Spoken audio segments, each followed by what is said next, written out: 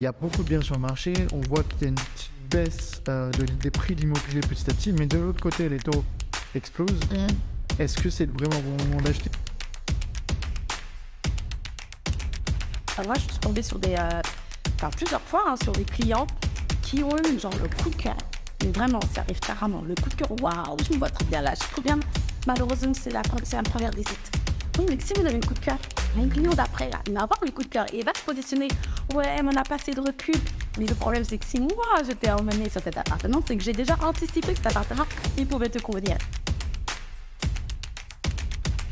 Ouais, c'est dur. Après, je vous cache pas, parfois j'ai des termes, hein. Et quand j'ai des termes, c'est des vrais termes. C'est genre en mode dans le canapé, mais qu'est-ce que je fais? Pourquoi je prendrais pas un poste de cadre dans une entreprise?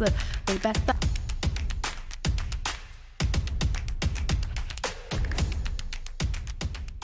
Bonjour à tous, aujourd'hui je reçois Solange Droual, qui est fondatrice du cabinet DS Immo Consulting, situé à Paris 16e, et qui est également journaliste et chroniqueuse. J'avais pu la recevoir récemment dans Touche pas à mon poste, par exemple, qui fait des interventions de manière assez régulière, toujours liées au monde du sport. Bonjour Solange. Bonjour Kéline. Merci de me recevoir. Merci à toi surtout d'avoir fait appel à moi. Avec plaisir. Je te laisse déjà te présenter, voilà, ton parcours, depuis quand tu fais un peu de l'immobilier, raconte-nous un petit peu tout.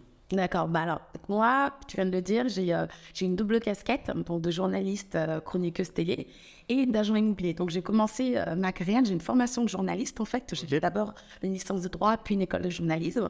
Donc mon rêve d'enfance, ce n'était pas d'être agent immobilier, mais c'était d'être reporter de guerre ou présentatrice du JTF1. Donc j'ai débuté de ma carrière à l'âge de 24 ans, quand j'ai été diplômée. Je suis arrivée à Paris et j'ai travaillé dans des médias plutôt sportifs, puisque je suis moi-même une ancienne sportive de haut niveau et une passionnée, que j'ai grandi dans ça. Dans quel sport? Dans l'athlétisme. Ah ouais, ok. Ouais, voilà, je faisais partie de l'équipe de France jeune, quand j'étais plus jeune. J'ai eu quelques titres, même en championnat scolaire, etc. Donc, à défaut d'être championne olympique, je voulais au moins travailler dans le sport. Donc, c'était un rêve d'enfance. Donc voilà, j'ai commencé dans les médias et puis en 2016, je me suis reconvertie. Alors pourquoi je me suis reconvertie? Tout simplement parce que j'avais un statut de pigiste. Donc j'étais une maman célibataire aussi, donc je gérais ma petite fille et mon travail de journaliste qui demande une grande disponibilité au niveau des horaires, des déplacements, etc. Et j'avais du mal à joindre forcément les deux bouts. Et à un moment donné, la conjoncture a fait que je n'avais plus forcément de propositions intéressantes. Il y avait énormément de concurrence. Et j'ai voulu stopper. J'ai fait une sorte de burn-out, il faut dire la vérité. Et j'ai pensé à une reconversion. Alors à ce moment-là, ça a été difficile de se dire qu'est-ce qu'on va faire alors qu'on a déjà 5 ans d'études, qu'on a touché du doigt son rêve. Ça a été un moment un peu compliqué. Et en parlant avec des gens, en regardant des reportages, on a regardé un reportage sur M6 sur l'immobilier de luxe. J'étais fascinée.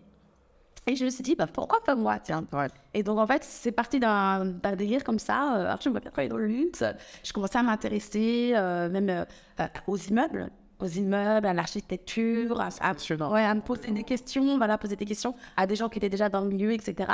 Et je me suis lancée tête baissée, j'ai postulé et j'ai eu la chance d'être recrutée et d'être formée de A à Z en agence, en fait. Ok. Et donc, du coup, depuis 2016... tu es dans l'immobilier, voilà. Et là, aujourd'hui, tu es à la tête de DS Immo Consulting. C'est ça. Un cabinet que je répète dans le 16e. Entre 2016 et 2018, donc j'étais agent commercial, je travaillais dans une agence de luxe dans le 17e. Et je remercie mon manager de l'époque parce qu'elle m'a vraiment tout appris. Elle était plus jeune que moi, etc. Mais elle était tellement douée. Puis elle avait ce truc pour accompagner les gens. Et il s'avère que je me suis retrouvée dans ce nouveau métier. Ça m'a plu et ça m'a même passionnée. Parce que moi, j'ai besoin d'être passionnée pour faire quelque chose. Et donc, j'ai commencé là-dedans. Donc, entre-temps, je continue à faire des piges. Donc, pigiste, je continue à travailler pour des médias en parallèle de mon activité d'agent immobilier. Et en 2018, j'ai ouvert mon premier cabinet qui s'appelait DS Immo. Okay. C'était l'ébauche numéro 1. Et là, j'ai travaillé pendant 3 ans, toute seule. J'avais un bureau à République. Et grâce en contact que j'avais pu faire avec ma première agence et au bouche à oreille, j'ai réussi à me créer une clientèle comme ça, en fait. Cool. Ok. Merci pour cette présentation. On va commencer par la première partie simple. C'est vraiment destiné aux acquéreurs qui nous écoutent, qui n'ont pas encore acheté dans l'immobilier, qui ne savent pas trop par où commencer. Justement, qu'est-ce que tu leur conseillerais à ces personnes-là? Par où commencer? qu'est-ce qu'il faut que je veux acheter dans l'immobilier, mais qu'est-ce qu'il faut que je fasse pas? Alors, ce qu'il faut savoir, c'est qu'un achat immobilier, je le dis toujours, donc n'achetez pas une baguette de pain, mais vraiment, c'est un projet de vie. Donc, certaines personnes, ils ont économisé pendant des années, d'autres, ils ont eu peut-être un coup de pouce du destin avec un héritage ou etc. Ça n'empêche que c'est un gros projet de vie. Donc, pour cela, il ne faut pas partir tel PC. Ça s'organise une acquisition. Et le meilleur conseil que je peux donner, c'est quand même d'être accompagné d'un professionnel. Et dans la première phase de ce projet, il faut avant tout aller consulter sa banque ou un courtier pour savoir son enveloppe budgétaire, travaux inclus ou pas. Et ensuite, une fois qu'on a à peu près cette enveloppe budgétaire, entre guillemets, d'estimée, venir voir un professionnel et définir avec lui les critères principaux et ce qui est faisable. Parce que quand on ne connaît pas l'immobilier, on peut imaginer vouloir s'acheter un 5 mètres carrés dans le 8e arrondissement à Paris et ne pas du tout avoir le budget et ne pas être du tout dans la réalité parce qu'il y a des prix au mètre carré. Donc là, l'agent immobilier est là pour vous écouter, vous orienter, vous aider à structurer votre projet et ensuite, vous faites ce que vous voulez. Soit vous allez vous-même en recherche, ou soit vous confiez votre recherche à un agent immobilier ou un chasseur d'appartements, etc. Mais le plus important, c'est le budget. On se lance pas dans une recherche sans savoir où on va. Et là, cette réponse revient tout le temps. À chaque fois que je pose la question, je pose toujours la première même question, c'est par où commencer. Le budget revient tout le temps parce que vous aurez beau avoir des idées en tête de ce que vous avez à peu près sur la typologie de bien, etc. Si au final, le budget, vous ne l'avez pas ou si vous n'avez pas le financement, ça sert à rien. Et parfois, certaines personnes vont faire des simulations sur Internet pour se donner. C'est pas bon. Parce que toi, tu es courtier, donc tu sais, un budget, ça se calcule vraiment avec énormément de documents et ça prend en compte aussi la situation familiale, etc. Donc, très important. Et moi, il m'est arrivé d'avoir un jeune couple qui viennent en agence, on veut acheter ça, mais vous avez combien de budget? Mais on ne sait pas, on veut un 2 pièces. Mais non, en fait, non. Parce qu'un 2 pièces dans le 18e, un 2 pièces dans le 5e, ou un 2 pièces à Nogent-sur-Marne ou à Saint-Denis, ce n'est pas du tout la même chose. Donc, très important, le budget dans un premier temps. Et après, donc, une fois qu'on a validé le budget, je visite l'appartement. Qu'est-ce qu'il faut que je regarde dans l'appartement? Des petits conseils que tu peux avoir, pas forcément des choses que tout le monde ne connaît pas forcément, parce qu'on a forcément tendance à voir, je sais pas moi, l'exposition du bien, l'agencement, etc. Mais des petits trucs qu'il faut regarder pour éviter la piège. Bon, déjà, la première chose, c'est la localisation. Avant même l'appartement, c'est de savoir si le secteur il nous plaît.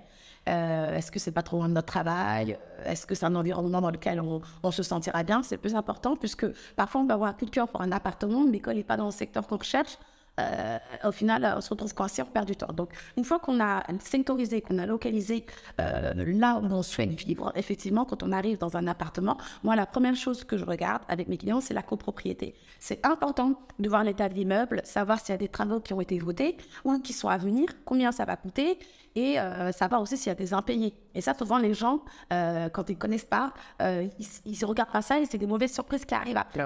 Et donc, l'agent immobilier, il est là aussi pour décrypter tous les documents, les diagnostics, les assemblées générales qui ont été passées et qui vont être votées. Donc, très, très important l'état de la copropriété parce que la facture peut monter très vite. Ensuite, quand on arrive dans l'appartement, on a tout le temps...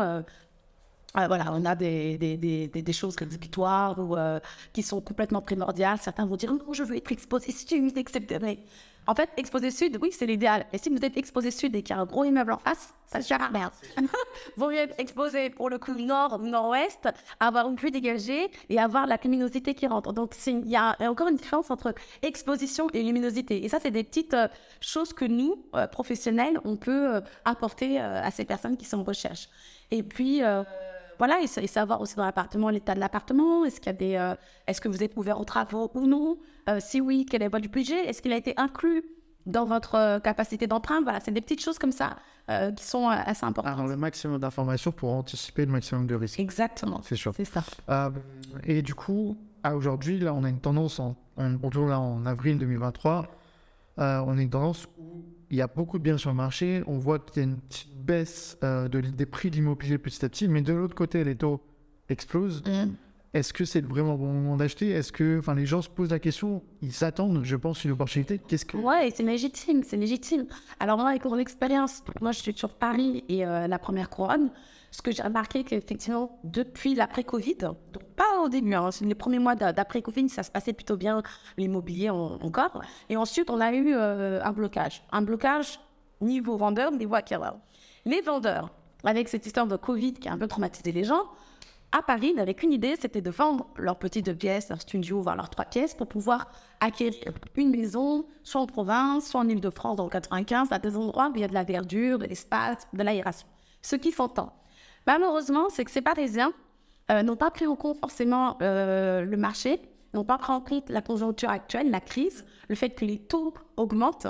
On avait aussi un problème de taux d'usure qui est en train de se rééquilibrer, mais qui a bloqué beaucoup de ménages. Ça fait qu'on a eu des prix en vente qui étaient vraiment au max du marché et des acquéreurs qui étaient frileux parce qu'ils disaient « non, mince, ça passe pas, j'ai forcément la mensualité, je ne pourrais pas assumer cet achat, etc. » Donc le marché s'est retrouvé bloqué. Des vendeurs qui ne voulaient pas, c'est-à-dire mettre leurs biens en baisse pour être sur le prix du marché, et des acquéreurs qui ne voulaient pas non plus s'endetter, se retrouver dans la merde, ce qui est compréhensible. Donc on s'est retrouvé pendant quelques mois, il ne se passait pas grand-chose. C'était un petit peu la cata. Maintenant, les Parisiens, ils ont enfin compris qu'il fallait qu'ils s'adaptent. Donc il y a une tendance à la baisse, mais on a toujours des acquéreurs qui sont un peu frileux parce qu'ils sont dans l'attente d'une baisse des taux. Sauf que dans l'immobilier, on ne peut pas prévoir ça. Et en général, ça ne baisse pas, mais ça augmente.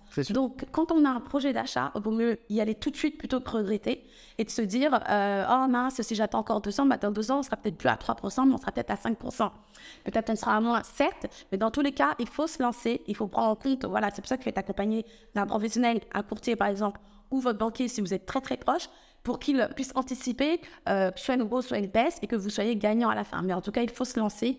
C'est le conseil que j'ai. Se lancer le plus tôt possible à partir du moment où vous avez votre projet en tête. Les taux vont continuer d'augmenter, ça c'est une certitude. On va arriver dans les prochains mois au 4, ça c'est certain, mais sûrement au 5, voire 6%. Ce qu'on avait il y a des dizaines d'années. Oui, voilà. C'est normal. Après, on a eu la chance, on a eu cette période 2016-2020 qui était extraordinaire. C'est l'époque où je me suis lancée dans l'immobilier. Oh, alléluia. Enfin, on vendait, ça se passait bien. Voilà, on se parle. Et même à cette époque, il y a des gens qui se lançaient pas parce qu'ils les prix allaient baisser. Ouais. Et ça a fait que... En fait, ça n'a fait qu'augmenter, malheureusement. Au pire, s'il y a une baisse du marché qui arrive dans les mois à venir, moi, je pense que cette baisse, elle s'anticipe, elle naît avec une négociation dès maintenant. Vous pensez que l'immobilier va baisser de 10-20% dans les prochains mois, négociez dès maintenant un bien à 5-10% en dessous. Comme ça, derrière, vous anticipez cette baisse, mais vous achetez dès maintenant et vous reconstituez votre patrimoine dès maintenant. Voilà, il faut ça. Ouais, parce que plus on va procrastiner, plus ça va être... c'est dans tout, c'est pas que dans l'immobilier. C'est-à-dire que quand le projet il est acté et que ça trotte dans la tête depuis des mois et des mois, il faut y aller parce que ça n'ira pas forcément en s'améliorant là actuellement. Par contre, vous aurez encore la possibilité d'acquérir un bien, d'être propriétaire, de faire de l'investissement. Et ça n'a pas de prix, surtout si vous avez des enfants, etc. Du coup, depuis ton expérience, tu dois avoir une dizaine d'anecdotes avec tes acquéreurs. J'ai pas mal. Souvent, les acquéreurs, quand c'est leur premier achat, ils sont en mode « j'attends le coup de cœur ». Le coup de cœur, franchement, c'est ce que je souhaite à tout le monde. Mais le coup de cœur, il n'arrive pas tout le temps. Et pas souvent d'ailleurs. C'est sûr. Parce qu'un coup de cœur, ça veut dire que l'appartement, il répond à tous vos critères. L'exposition, le secteur, le prix, l'étage, l'état de l'immeuble, etc. Malheureusement, souvent, il faut faire des concessions. Soit sur le prix, soit sur la localisation, soit sur la superficie, soit se priver d'une chambre, soit se priver d'un balcon ou d'une cave. Donc souvent, c'est ça que je leur explique. Je leur dis, le plus important, en fait, c'est de vous mettre les points importants ou alors les points rédhibitoires. Si votre point rédhibitoire, c'est le rez-de-chaussée, ok, on ne va pas insister, c'est le rez-de-chaussée, peut-être pour des problèmes de sécurité, etc. On l'entend. Si votre point rédhibitoire, c'est il me faut absolument une cave, non. Ça, c'est un point rédhibitoire. On ne passe pas à côté d'un appartement parce qu'il manque une cave. Vous voyez ce que je veux dire? Si vous voulez être exposé sud, non, et votre priorité, c'est la luminosité, peu importe l'exposition. Voilà, c'est des choses comme ça. Et malheureusement, moi, je suis tombée sur plusieurs fois, sur des clients qui ont eu genre le coup de cœur. Mais vraiment, ça arrive très rarement. Le coup de cœur, waouh, je me vois trop bien là, je suis trop bien. Malheureusement, c'est la première visite. Oui, mais si vous avez le coup de cœur, il y a un client d'après là, il va avoir le coup de cœur et il va se positionner. Ouais, mais on n'a pas assez de recul. Mais le problème, c'est que si moi, j'étais emmenée sur cet appartement, c'est que j'ai déjà anticipé que cet appartement, il pouvait te convenir. J'ai déjà travaillé sur ton projet, j'ai déjà pris des critères de recherche. Donc, si je t'ai emmenée là, c'est que je sais que ça va faire mouche. C'est pour ça que je suis assez douée. Et malheureusement, ils ont peur, ils n'osent pas. Et l'appartement n'a pas sonné. Et moi, j'ai eu carrément des clients qui me rappelaient pendant 1 mois. Madame Drouin, l'appartement, mais non, je l'ai vendu au prix, c'est mort. Donc là, il n'y a pas une rétractation, mais quand c'est un coup de cœur, ce ne sera pas que votre coup de cœur, ce sera le coup de cœur de quasiment tout le monde. Voilà, donc il y a ça. Parfois, c'est pas forcément un coup de cœur, mais l'appartement répond à tous les critères. Mais parfois, il manque peut-être le charme, quelque chose comme ça. Ça aussi, c'est pas si grave que ça, parce que l'appartement, vous allez vous l'approprier, vous allez le décorer, ça va être chez vous au bout d'un moment. Donc. Et puis, il y a des personnes qui ont du mal à se projeter. Et ça, c'est aussi un travail qu'il faut faire aussi avec un professionnel. S'imaginer, vous pouvez faire aussi des plans 3D. Il y a plein de choses qui peuvent vous aider à vous financer, mais à vous projeter, à vous positionner. Mais ce qui est important, c'est que la localisation, le prix, etc. Enfin, il y a des critères qui sont primordiaux. Mais des priorités, Voilà, c'est un prêt derrière. Exactement. Parce que des regrets, malheureusement, on en a beaucoup dans l'immobilier. Clairement. Du coup, on passe sur la deuxième partie de l'interview, plutôt orientée investissement immobilier. Est-ce que toi, déjà, tu as investi dans l'immobilier à titre personnel? Alors, moi, j'ai investi, mais pas en France. Ok. Et pour ce projet, j'ai dû être accompagnée de personnes qui s'y connaissaient et ça n'a pas été évident. Donc, je me suis retrouvée dans la peau d'un acquéreur complètement perdu qui ne savait pas comment fonctionnait l'immobilier, le marché, les négociations dans ce pays. Donc, j'ai investi chez moi au Togo, mon pays d'origine, parce que je suis moitié togolaise, moitié bretonne, je précise. Et oui, dans le but de constituer un patrimoine pour mes enfants aussi également. Mais ça n'a pas été facile. Parce qu'il y avait plein d'informations qui allaient dans tous les sens et ça ne fonctionne pas du tout comme chez nous ici. Ouais, mais même ici, l'investissement immobilier, c'est tellement large, il y a tellement de choses à anticiper, fiscalité, les rendements derrière, voir, etc., les charges que je vais payer. Enfin, c'est tellement large, il faut vraiment se faire accompagner ou au moins se former. J'évite de me former sur le tas sur ça. Enfin, je recommande pas de se former sur le tas, d'anticiper au maximum parce que c'est risqué. On ne va pas se le cacher. On a investi des 100 000, 200 000, 300 000. Donc, c'est risqué pour anticiper le risque et pas se rendre compte au dernier moment qu'on va payer une tonne d'impôts. Très important. Moi, j'ai ce projet aussi d'investir, mais pas forcément en Île-de-France, mais plutôt en province. Là, ce serait pour faire, pour le coup, un vrai investissement locatif, pour récupérer du cash flow. Ce serait l'idéal. Je ne suis pas forcément une spécialiste dans ce domaine, j'ai des notions, mais quand je serai prête, je me ferai accompagner par une personne. Moi, mon idée, c'est d'investir pour faire des colocations ou même dans des petits immeubles. Ce serait vraiment voilà, des petits immeubles 3-4 étages. Et là, oui, je me ferais assister par un courtier, par une personne spécialisée dans l'investissement locatif qui sera capable vraiment de calculer mon rendement, le cash que je pourrais me débloquer, mes charges et toutes ces petites choses qui font qu'on fait une bonne ou une mauvaise affaire. Il faut se renseigner au maximum sur ça, c'est vraiment important. Tu parles d'immeuble, un immeuble, c'est vraiment le summum de l'investissement, mais c'est ce qu'il y a de plus compliqué aussi à anticiper parce qu'il n'y a pas de copropriété. Il n'y a pas de copropriété, il y a beaucoup de travaux à lâcher aussi. Il faut savoir, si demain tous tes locataires ne payent plus en même temps, est-ce que tu es capable d'assumer une mensualité de crédit sur un immeuble entier? C'est ça. À toi de voir. Il faut vraiment avoir les reins solides sur un... Puis de l'importance aussi du secteur, pour le coup. Exactement. La copropriété, la colocation, pardon, pareil, c'est assez... Vaut mieux, je sais pas, à voir s'il vaut mieux pas commencer par investir dans un studio, un 2 pièces, histoire de se faire la main, et après derrière d'enchaîner sur de l'immeuble, etc. C'est vrai que c'est des sujets où il faut se poser les bons objectifs. Ouais, en fonction. Bon, moi, comme j'ai cette expérience dans un domaine et que je fais aussi de la gestion, etc., je pense que je peux gérer. Mais de toute façon, un investissement, quand on parle d'investissement, peu importe quel investissement, il est risqué. Parce que on met des billes sur un projet dans l'espoir que ça soit rentable. Mais c'est comme quand on met de l'argent de côté sur des livrets, parfois, ou en bourse, ça peut cracher. Pourquoi je préfère l'investissement dans l'immobilier plutôt que sur les livrets A, etc. Ça va. Pas de même rendement, c'est la même chose. Hein. Derrière, c'est beaucoup plus profitable dans l'immobilier, ça c'est sûr. Mais il faut bien anticiper, il faut bien faire les choses, il faut se former, il faut être accompagné, il faut s'entourer, etc. Ça c'est une certitude. Et du coup, toi, tu as une idée en tête de ce qui pourrait être une pépite. Enfin, tu as des investisseurs, j'imagine, au quotidien qui font beaucoup d'investissement. C'est quoi une pépite dans l'immobilier pour toi, dans le cadre d'un investissement? Dans l'investissement, pour moi, il faut d'abord, pour moi, une pépite. Parce que le but, quand on achète, il faut toujours penser à la revente, un jour ou l'autre. Donc, moi, c'est d'aller peut-être dans un secteur un petit peu reculé, mais qui a de l'avenir. C'est-à-dire que ce n'est pas forcément le secteur où j'ai envie de vivre maintenant, mais que je sais que pas loin, il y a un bassin économique, où il y a un moyen de transport pour rejoindre un bassin économique. Donc, je serais plutôt dans ces zones un peu reculées. Si j'étais en Île-de-France, moi, j'irais carrément dans le 91. Il y a des coins du 91 qui sont très sympas, même vers Brétigny-sur-Orge. On a l'impression que c'est loin, mais c'est pas si loin. Et il y a beaucoup... les kilomètres carrés sont bas. Ils sont plus bas, les kilomètres carrés. Il y a le Grand Paris Express qui va juste à là-bas, donc avec des tramways, des métros, des RER. On a aussi des grands bassins économiques. On a le siège d'Amazon en France. on a une cité de cinéma qui va se créer. Et c'est vrai que les gens se disent, oh, 91, ça craint un peu maintenant, en fait. Moi, j'irais plus dans ces zones-là, si j'ai visité en Île-de-France. Et ensuite, si moi, en tant que... j'ai plus à cœur d'aller un peu plus loin que l'Île-de-France, parce que je veux vraiment faire de la renta. Et j'irais plus vers des villes reculées, mais qui ont un bassin d'étudiants. Enfin, voilà. Donc, Nous se renseigner sur l'économie au global de la ville. Exactement. Est-ce qu'il y a ça du potentiel? Est-ce que le nombre de locataires diminue ou augmente? Si ça augmente, c'est un bon signe. Si les locataires fuient la ville, c'est qu'il y a quelque chose qui va pas. Enfin, toujours se renseigner. Il y a les plans d'urbanisme aussi où vous pouvez vous renseigner pour voir les futurs projets. Il y a aussi d'autres choses. Ça, c'est pour faire de l'investissement dans l'ancien. Après, on peut aussi investir dans le neuf. Donc ça, c'est encore autre chose. On peut faire de la Pinel pour faire de la défiscalisation. Donc là, il faut être accompagné aussi. Alors là, c'est même primordial. Il faut être accompagné d'un professionnel qui s'y connaît en VFA. Parce que la VFA, c'est du tout et n'importe quoi. Sur Internet, c'est que des fausses pubs, des choses machin, pour récupérer des lignes. Donc on ne sait jamais qui est derrière. Mais il faut être accompagné de quelqu'un qui a accès à tous les programmes immobiliers. Nous, on en fait chez nous. J'ai aussi une personne qui s'en occupe, qui est spécialisée dans ça. Ne jamais se lancer en VFA tout seul, parce qu'en plus, il faut savoir lire des plans. Les intermédiaires. Voilà, exactement. Il y a beaucoup de choses à savoir. Il y a des... voilà. C'est encore un autre domaine, mais c'est important. Il y a aussi ceux qui veulent acheter pour eux en résidence principale.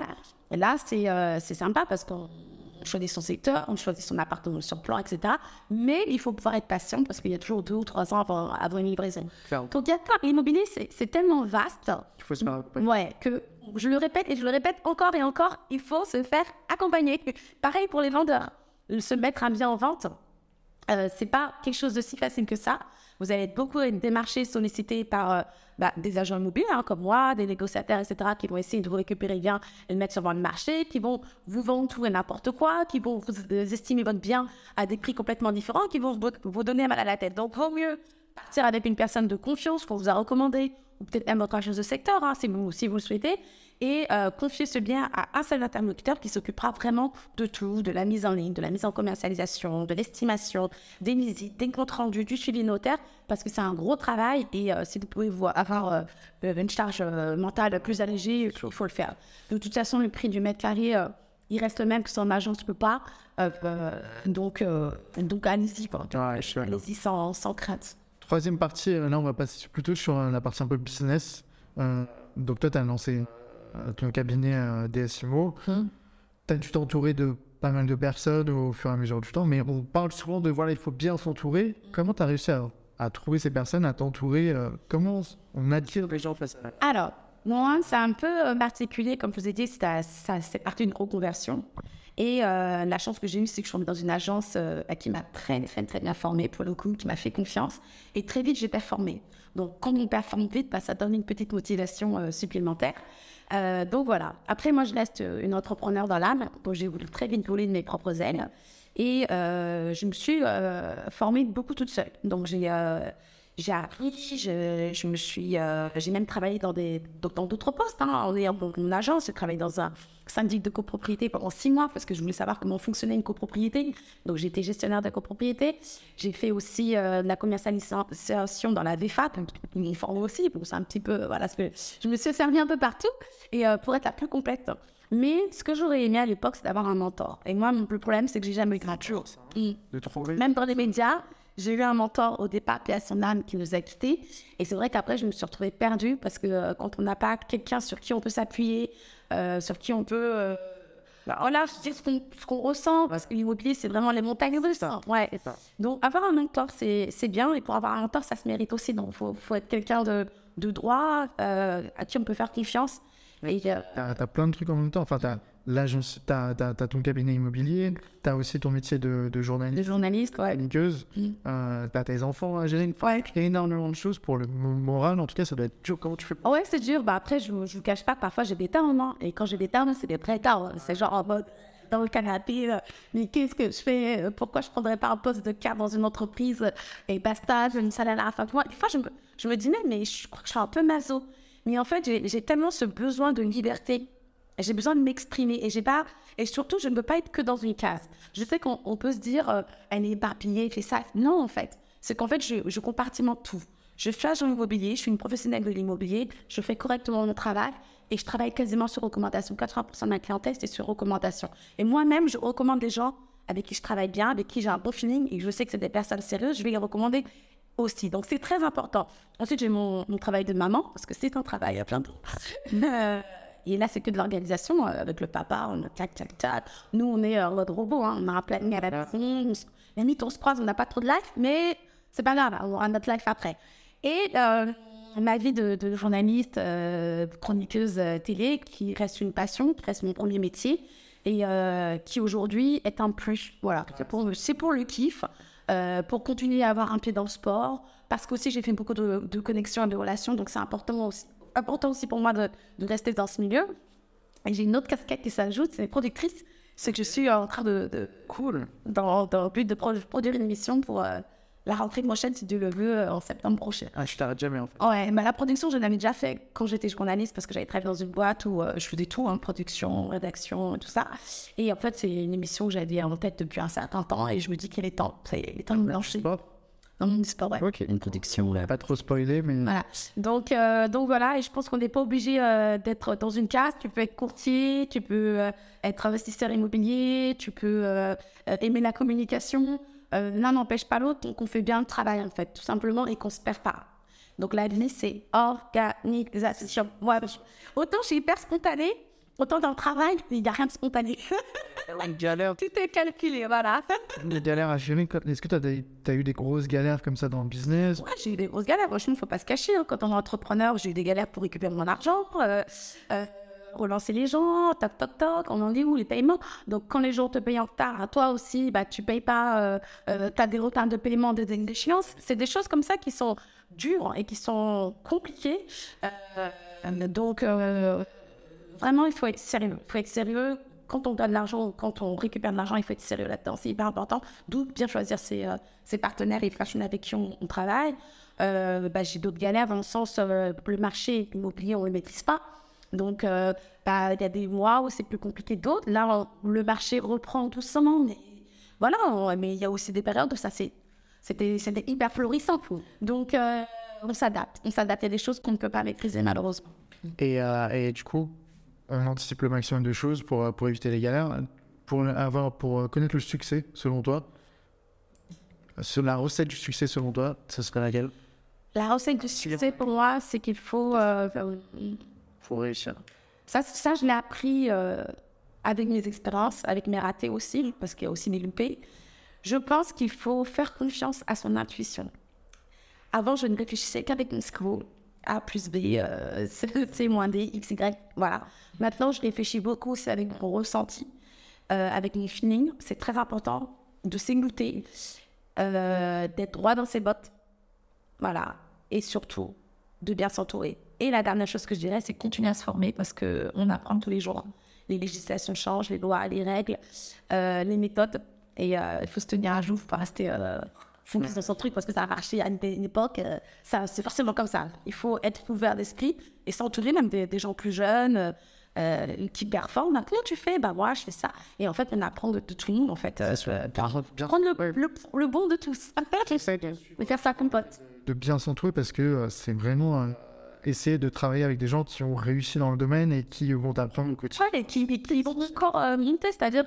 je pense qu'il faut vraiment s'entourer de positivité, en fait, et de personnes qui vous inspirent. Et laisser de côté les graves et la jalousie, ça sert à rien, parce que les graves et la jalousie, ça nous rend aigris et jaloux nous-mêmes, et on devient comme les personnes qu'on déteste. Donc, il vaut mieux ne pas calculer ces personnes-là, et être peut-être moins entouré, mais mieux entouré. C'est sûr. On va passer à la dernière partie, vraiment des questions rapides, réponses rapides. Est-ce que tu as un livre préféré? Oui, alors c'est un livre que j'ai lu quand j'étais adolescente, que j'ai lu plusieurs fois, que j'adore. Ça s'appelle La bicyclette de Régine Desformes. Et d'ailleurs, ça a été adapté au cinéma avec Laetitia Casta, qui était géniale dans ce film. Dans ce livre, dans ce film, du coup, parce que c'est elle qui l'a adapté. Et du coup, en parlant de film, un film préféré? Livre préféré, film préféré, alors je suis une fan, mais une folle même, de DiCaprio, donc j'aime quasiment tous ses films. De Titanic, en passant par C'était quoi le film qui a été récompensé là? Parce que à chaque fois, le dernier trappeur, mais ça n'a absolument rien à voir. The Revenant, voilà. The Revenant, Attrape-moi si tu peux, La Cage de fer, j'adore DiCaprio, mais et Kevin Costner. Donc j'ai beaucoup aimé Danser avec les loups. Et Robin des Bois, Prince des voleurs, qui reste mon film. Ah ouais? Ouais. Moi, je m'appelle Kevin à cause de Kevin Costner. C'est vrai, je suis fan de J'étais petit, je voulais même me marier avec lui. Après, je me suis rendu compte qu'il y avait un problème de génération, mais je suis sa fan numéro 1 avant même d'être DiCaprio. Et du coup, quelqu'un qui, peut-être pas dans les mêmes réponses, mais quelqu'un qui t'inspire? Alors moi, c'est Michelle Obama. Ok. Ouais, Michelle Obama, pour moi, c'est une icône. Déjà, c'est une femme très intelligente. Qui a réussi dans sa carrière. Elle a été avocate. Elle a rencontré l'amour quand elle était encore avocate. Elle a soutenu son mari dans un projet commun, parce que c'est pas genre la femme et... Non, c'est un projet commun pour moi. Ils ont été présidents de la République tous les deux. Elle est hyper inspirante pour son mari, pour les femmes qui nous entourent. Elle a des valeurs. C'est une battante. Michelle Obama, c'est vraiment the woman. Moi. Si tu devais faire un dîner avec quelqu'un qui est mort ou vivant et que tu pouvais lui poser n'importe quelle question, ce serait qui? Beyoncé. Ah, Beyoncé. Quand même, tu veux je vais apprendre, je vais tout... Non, Beyoncé, Et j'ai fait des concerts là bientôt. Ouais, mais j'ai déjà pu. J'étais sur le Stade de France lors de la Coupe du Monde. J'ai regardé la Coupe du Monde au Stade de France et ensuite il y avait le concert de Beyoncé avec le maillot 2 étoiles. C'était, je crois, le meilleur moment de ma vie. Ouais, Beyoncé, pour moi, au-delà d'une star, elle représente... c'est une icône, elle est solaire, sur scène, c'est une bête de scène. Du coup, on va vraiment voir un spectacle. Elle tient sur la longévité. C'est notre génération, c'est le R&B, tout ça. Elle est encore là aujourd'hui. Même ma fille, qui a 14 ans, elle la connaît. Ma petite de 5 ans aussi. Et surtout, elle maîtrise la perfection son image. Voilà, il y a plein de vagues avec Beyoncé. On sent que c'est une professionnelle. Qu'est-ce qui t'inspire chez les autres? Ce qui m'inspire chez les autres, c'est leur capacité à se renouveler. Ouais,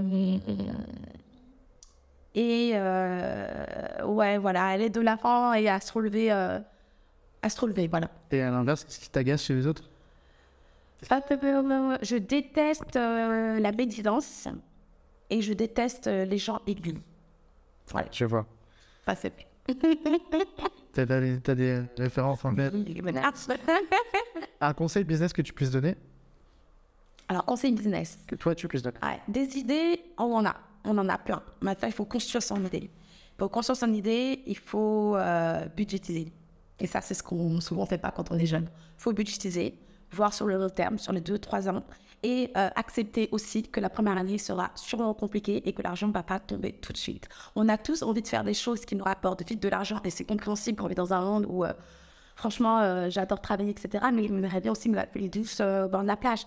Donc ça va arriver. Vous pouvez vous donner les moyens d'y arriver, mais il faut accepter que pendant quelques années, vous allez cravacher, tomber, parfois avoir des grandes réussites, mais il faut avoir un mindset. Pour avoir un mindset, il faut faire du sport, il faut avoir une vie un peu saine, essayer d'avoir une vie saine. Je dis ça à la meuf qui mange des pommes tous les jours.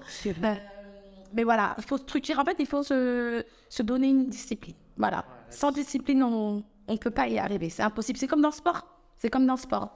Les meilleurs, ce ne sont pas forcément les meilleurs physiquement, mais ce sont ceux qui ont une meilleure hygiène de vie et qui savent où ils vont aller et ils vont y arriver. Tout est dans la tête. Ah, t'as 3 enfants, si je me trompe pas? J'ai 3 enfants, yes, c'est du sport aussi. 3 enfants, journaliste, chroniqueuse, bientôt productrice et dans agent immobilier, tu t'arrêtes pas. Un petit conseil que tu puisses donner à tes enfants, quelle idée tu veux leur transmettre? Alors moi, je suis assez... comme j'ai eu ma fille assez jeune, la première, je suis pas la maman hyper cool comme on pourrait croire.